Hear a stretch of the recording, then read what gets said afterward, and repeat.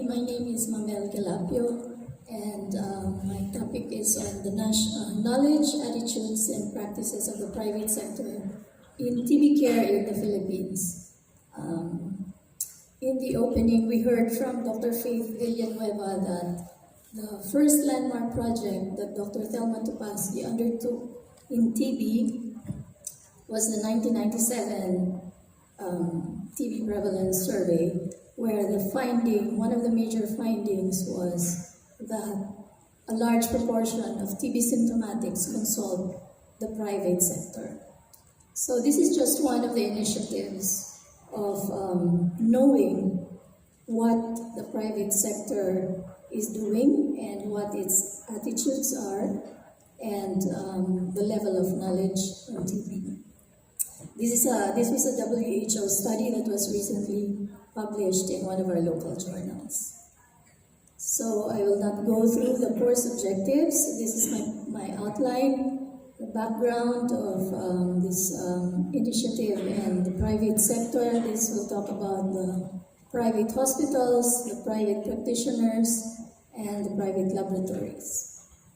So as a background, we heard that the Philippines has the second highest TB incidence in the Western Pacific region.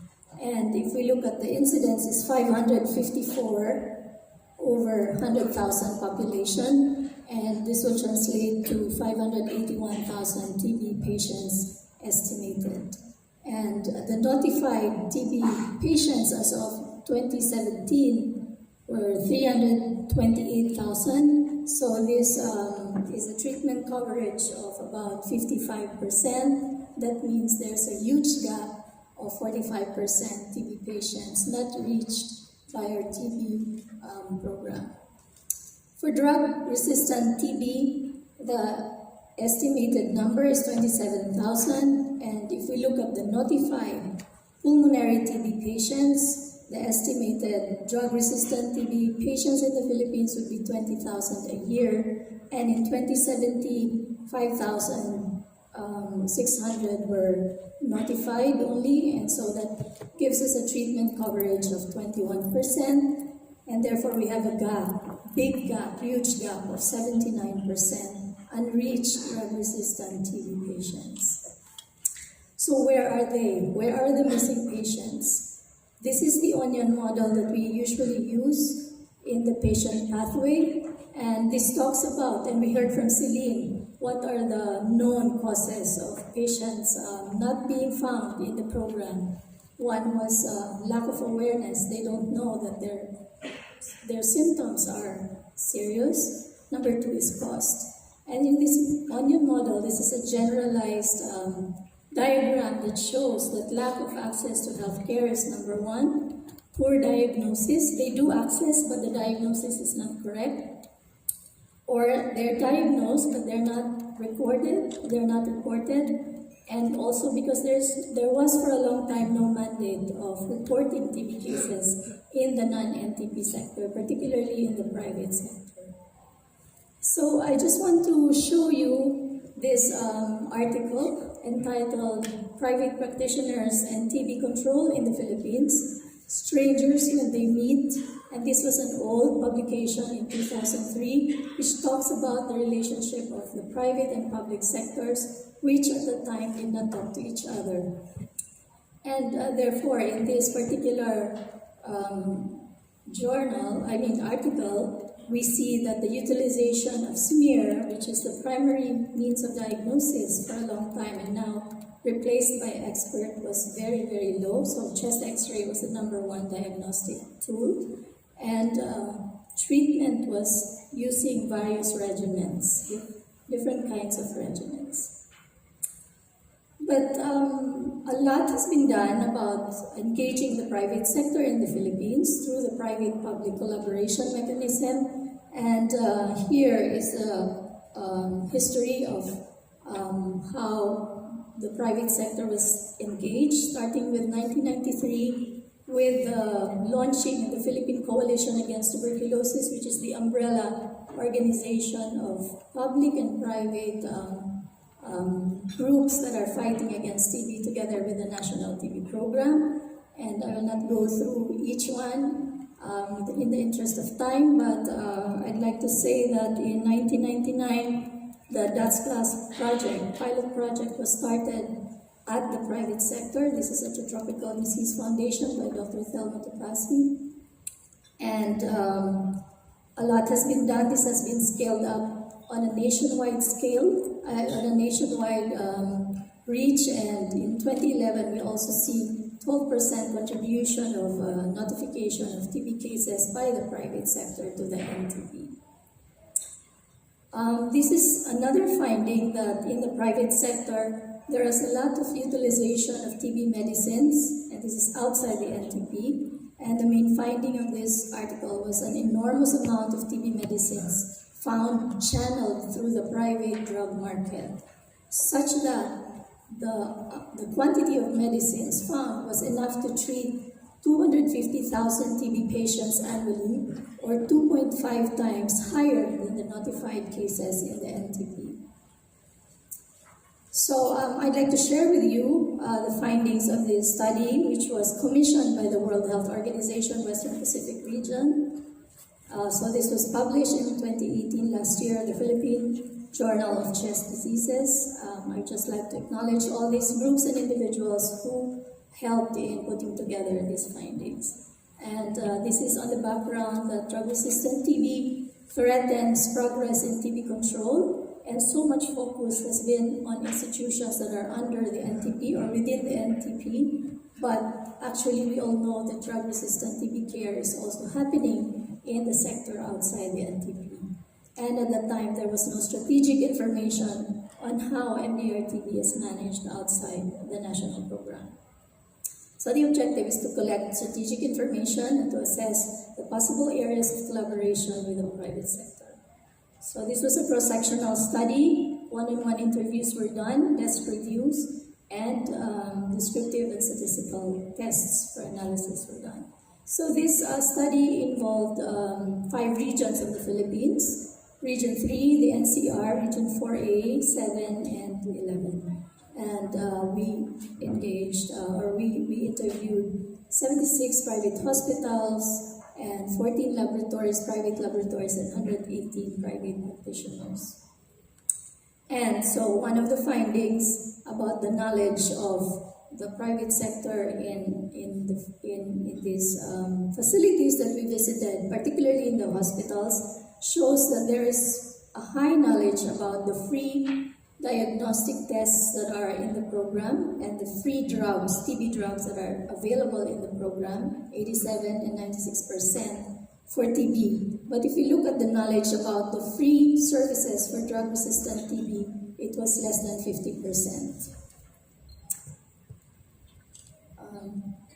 And in terms of practice, in recording and reporting in the hospitals, we found that 37% of the hospitals did keep a record of their TB patients, and 20% of them reported TB patients to the regional offices, but there was 0 reporting to the national TB program. And this was mainly because there was no mandate to report TB patients in the private sector, only those that are managed in the public sector. Another finding is that in the hospitals, there are TB medicines available in the pharmacies that may be accessed by patients not even confined or patients from the outpatient department. First line and second line drugs that are used for TB. In terms of attitude, we asked hospitals whether they were willing to collaborate with the national TB program. And among those 76 hospitals, 65 responded, saying that 85% of them were willing to collaborate with the national TB program. So now let's look at the private practitioners.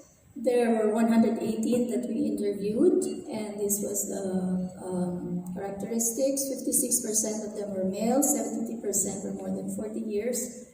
I'd like to go straight. Most of them were pulmonologists, and in terms of knowledge, we can see that for both TB and drug-resistant TB, the knowledge of the private practitioners that were interviewed was quite high. It was almost 100% for the presumptive TB and presumptive drug-resistant TB and the TB patients. This means that were they able to diagnose, or were they able to say the parameters used to say that this patient is presumptive TB or presumptive DRTB, or if this patient is a TB patient or a drug-resistant TB patient. It was a little bit lower for DRTB patients definition.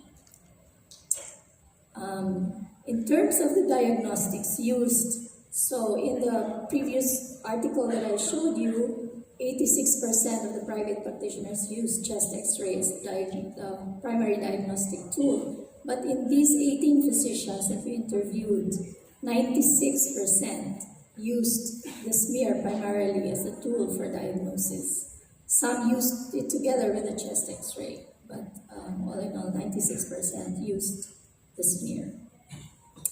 And for those that were presumptive drug resistant, 96% actually sent their patients for culture, smear and culture, and 74% for drug susceptible TB. May not be in their facilities, but in facilities that they knew had these services.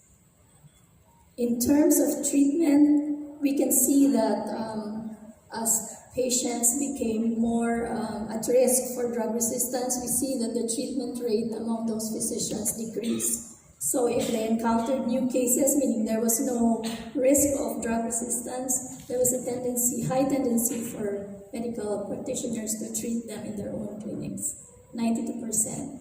If they were previously treated, 73% would treat them in their clinic, and the rest they would either send to DUTS clinics or send to known experts in the community. 21% for chronic cases, and for those who were suspected to be drug resistant, 18% would still treat them in their clinics, and even known MDR-TB patients, 6% of the doctors will treat them in their own clinics. And the most interesting finding is that there were a variety of regimens that were used to treat DRTB and even TB. So for the new cases, there were 3 varied regimens that were used. For previously treated patients, there were 12 different regimens that were used by 24 doctors. For chronic cases, 20 regimens among 25, and so on. So the conclusion of this slide is that there is a variety of regimens that are being used in the private sector that may amplify or that may lead to drug resistance among the patients that they treat. So this is just a list of those regimens. I will not go through them one by one. But primarily it's the use of the fluoroquinolone, which is available right and left in our pharmacies. And these are used in various durations, some for 1 week, some for just 1 month, and some for the entire duration. So the laboratories, we also looked at 14 laboratories, and these were selected according to their participation in the annual National External Quality Assurance System for culture and DST. And most of the services performed were smear culture. 100% of these labs performed smear culture, and 86% drug susceptible TB, and there was 21% that did gene expert, and 7% that did line probe assay. The finding that I would like to highlight here is that most of the labs that did DST were 100% undergoing proficiency testing by supranational laboratories. And I'd like to say that even if they did diagnostic services, there was no link to treatment services. So they did diagnose patients, but there was no mechanism to link those that they diagnosed to treatment services. So going to the attitude of private practitioners, the question was, do you believe that the government is exerting efforts to address challenges in TB and MDR-TB? So the answer to the question about TB is that 81% said yes, they do believe that the government is exerting efforts. For MDR-TB, 82% believe that the NTP is doing a lot of effort. And their attitude for collaboration, for private practitioners, 76% were willing and available, but there was 14% who were unwilling and 10% who were willing but not available. So let us look at the positive and be happy with the 76% that said they were willing and available. Another question, almost the same question was asked of the laboratories and hospitals. Are you interested and willing to further collaborate with the government for TB control? TB hospitals said that for TB, 85% they were willing to collaborate.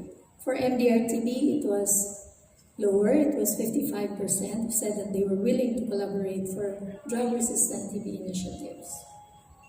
And for all the laboratories, 14% said they were all willing to collaborate with the National TB Program. If we look at the possible areas of collaboration that the hospitals, the doctors, and the laboratories said, we look at those in red. So for the doctors, the number one area of collaboration that they would like to engage themselves in is on training.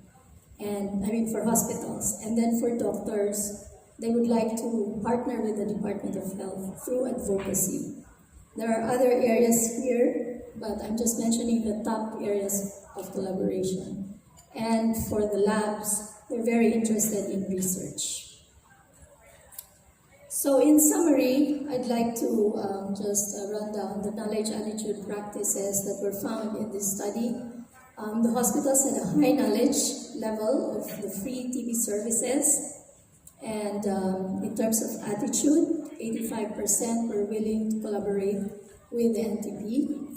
And in terms of practice, there was no reporting to the National TB Program at that time. And we know that this was because there was lack of mandate.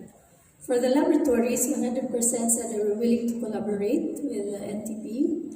And for practices, they did smear culture and DST with satisfactory EQA results, but the diagnostics had no link with the treatment services. And for the private practitioners, we saw a transformation of the knowledge of the practices and attitudes from basing it on the article that was published in 2003. And the knowledge was quite high on the recommended parameters for case definitions and treatment outcomes for TB. And the attitude is also quite high for their willingness to partner with the Department of Health. The practices showed high utilization of smear because this was in 2012. There was no expert yet. Not many of the facilities had expert culture and DST, and then there was high utilization of the standard TB regimens for the new cases, and there was high clinic management for TB, and it was decreasing as drug resistance was found to be at risk. And an important finding was that the use of various regimens prescribed to patients. So in the conclusion of this study, keeping in mind the role of the private sector in finding the missing patients and providing proper treatment was to really take advantage of the momentum and use the vast experience of the Philippines, which is a very large private sector, and to leverage on the private sector's positive attitude for collaboration, high level of knowledge, and high utilization of the recommended TB services and adherence to guidelines, and the systematic engagement of this sector. And another recommendation was to prepare, the government should prepare for the expansion of the private sector's partnership, such that a framework for private sector engagement in a systematic way should be in place, where notification of cases are well received, and there should be support in providing technical guidance, monitoring, and supervision towards the adherence of guidelines, continued advocacy, and scale up of successful models of private sector participation, as well as regulatory mechanisms for the use of diagnostics and drugs. So this is my last slide. I would just like to say that engagement of partners in TB care is not just about the private sector that we know. This is the International TB Standards of Care document that says we need to engage all healthcare providers, not just private hospitals, not just private practitioners, not just private labs, but civil society, for example, those who have survived TB, those who are the NGOs and the community-based organizations, and the affected population. They can be very willing, they can be very effective, efficient in partnering with the NTP in the care of TB. And I'd like to end by saying that the failure to bring about a more rapid reduction in TB incidence relates to a failure to fully engage the non-TB control program providers in the provision of high-quality care, and this should be done in coordination with the local and national control programs. So with that, I'd like to thank you very much for your attention.